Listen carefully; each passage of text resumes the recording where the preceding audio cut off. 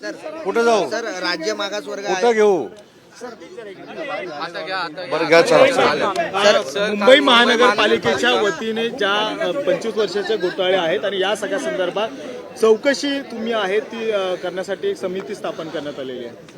काल नगरविकास विभागाच्या पुरवण्या मागण्यांवर चर्चा करत असताना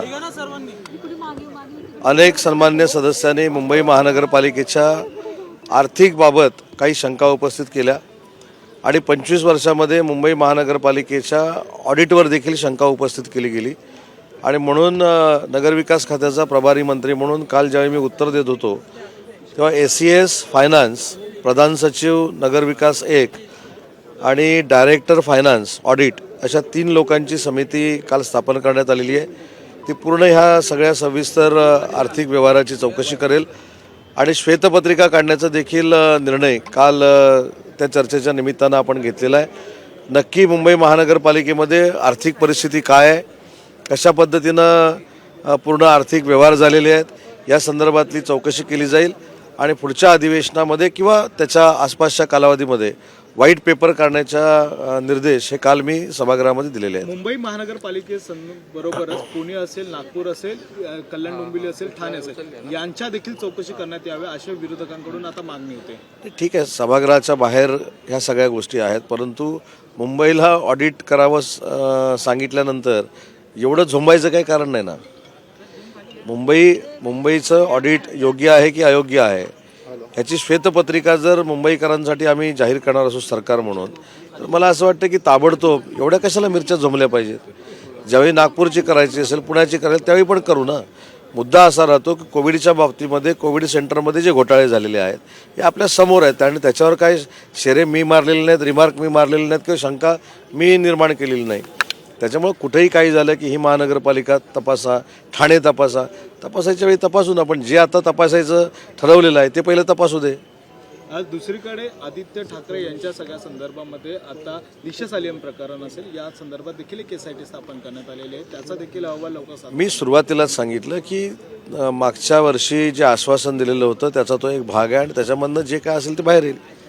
दुसरीकडे राज्य मागासवर्ग आयोग आहे आणि मागासवर्ग आयोगाचे अध्यक्ष आहेत यांनी आता सरकार हस्तक्षेप करत आहे, 2 मंत्री यामध्ये हस्तक्षेप करत आहेत त्यासाठी राजीनामा दिलेला आहे. त्यामुळे आता ही समितीच आहे ती बरखास्त होते, नव्यानं नेमली जाईल.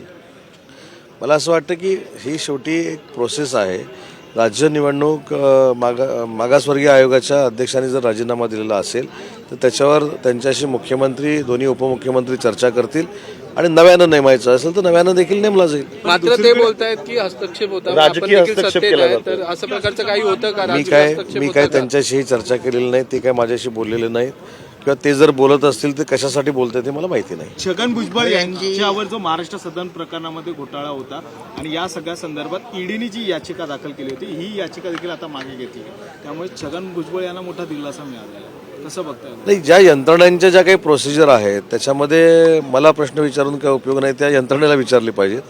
मला फक्त आपण जो मगाशी मुंबईच्या संदर्भामध्ये प्रश्न विचारला, राज्य मागासवर्ग आयोगाच्या बाबतीमध्ये प्रश्न विचारला, कदाचित काल माझी जी साक्ष झालेली आहे त्याच्याबद्दल तुम्हाला काय पाहिजे तर मी उत्तर देऊ शकतो. विरोधक म्हणतात भाजपमध्ये गेल्यावर सगळं काही वॉशिंग पावडर धुवून जात आहे.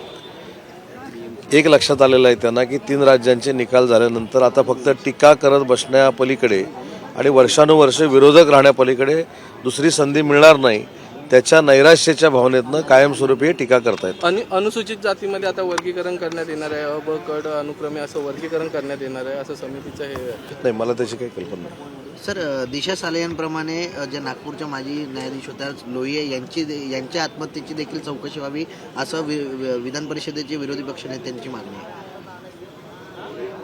आवश्यकता असेल तर करेल ना सरकार. सर तुम्ही काही महत्वाची आज साक्ष दिलेली आहे का?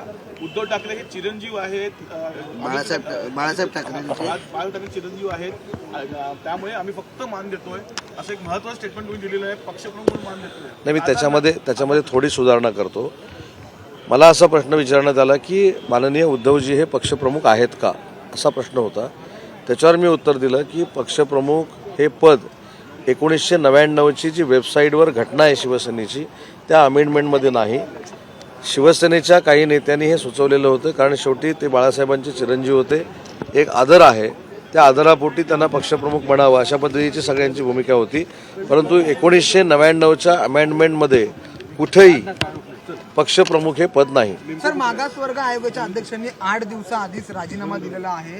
सरकार लपवाछपवी करताना हे आता जाहीर मी याच्यावर देखील उत्तर दिलेलं आहे. या संदर्भामध्ये मुख्यमंत्री उपमुख्यमंत्री त्यांच्याशी चर्चा करतील आणि नवीन द्यायचा असेल तर नवीन देखील देतील. कर्जत जामखेडमधल्या MIDC संदर्भात रोहित पवार आणि राम शिंदेंनी मागच्या वेळेस आंदोलन करून मागणी केली होती. आज महत्त्वपूर्ण बैठक आहे 3 वाजता तुमच्या जालना. कर्जतच्या बाबतीमध्ये मागच्या वेळी आपल्याला माहीत असेल की विधानसभेमध्ये एक अभूतपूर्व असे वेगळे विषय समोर आले. त्याच्यामध्ये ती कोणाकोणाची जमीन आहे हे देखील साबित होण्याची शंका निर्माण झाली. त्याच्यामध्ये भारतातून पळून गेलेले मोदी देखील होते आणि म्हणून त्या जमिनीवर करू नये असं 80% तिथल्या ग्रामपंचायतीचे ठराव देखील आलेले आहेत.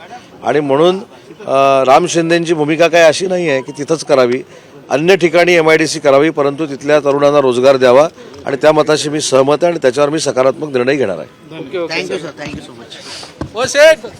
तर उद्योगमंत्री उदय सामंत हे माध्यमांशी बोलत होते. आपण सध्याची महत्त्वाची ब्रेकिंग बातमी पाहतोय. अनेक महत्त्वाच्या मुद्द्यांवर उदय सामंत यांनी भाष्य केलेले आहे. सगळ्यात महत्त्वाचं म्हणजे मुंबई महापालिकेच्या आर्थिक व्यवहारांची चौकशी होणार आहे. 25 वर्षांच्या आर्थिक व्यवहाराचं ऑडिट होणार आहे.